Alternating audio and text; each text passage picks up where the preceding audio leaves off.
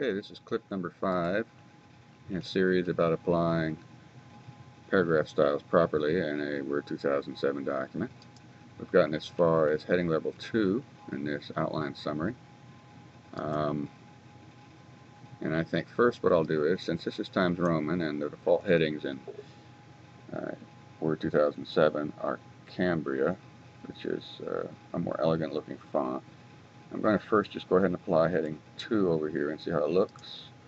It gives me 14 point bold italic, which looks alright. I'm going to take the empty space line used for vertical spacing out because this has some space above it. This may have a little space below it. At any rate, that's enough space.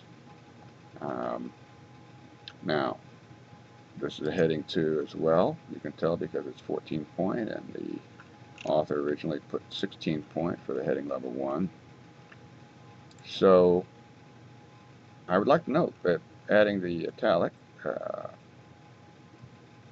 does make it, less confusing for a reader who's reading rapidly.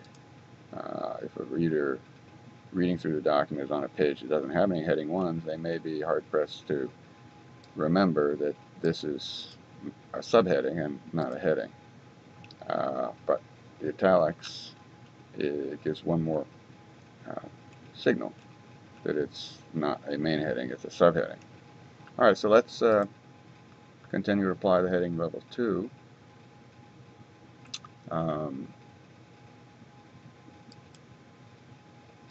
We want to see if we've got a shortcut key. So remember, we can go down here, look at shortcut keys. So currently Alt plus 2 should give us a heading level 2. Alright, so again, we want to take out the empty space, the empty paragraph. There's another heading level 2. So we'll do Alt and the number 2. We want to change that back to regular, reversing the italics convention because the whole line is italicized. Again, heading 2.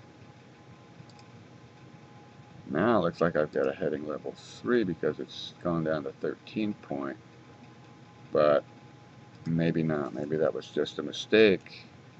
It's the kind of mistakes it's very easy to make when you're doing all character formatting. So we're going to assume that that's probably a heading level 2. And keep going down, looking for heading level 2s. If it says 14 point, we assume that's what it is.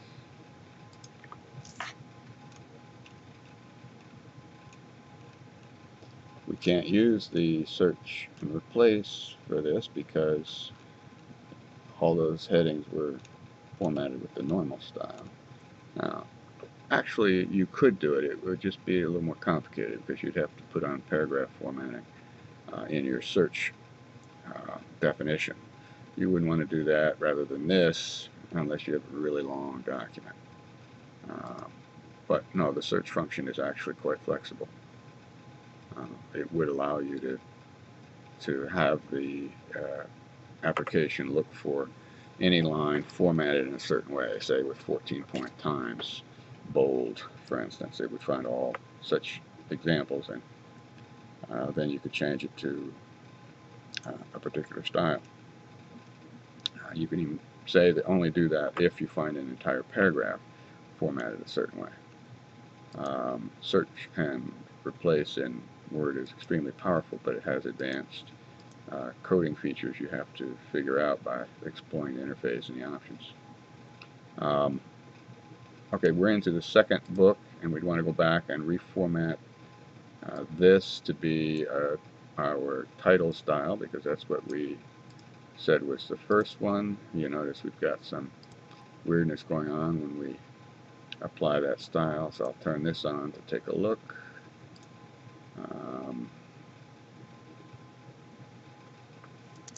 Maybe I'll just, not sure why we have the spaces in front there. I hadn't noticed that at the beginning of the document. Right, it's not there. Everything's flush left, so we will make everything here flush left.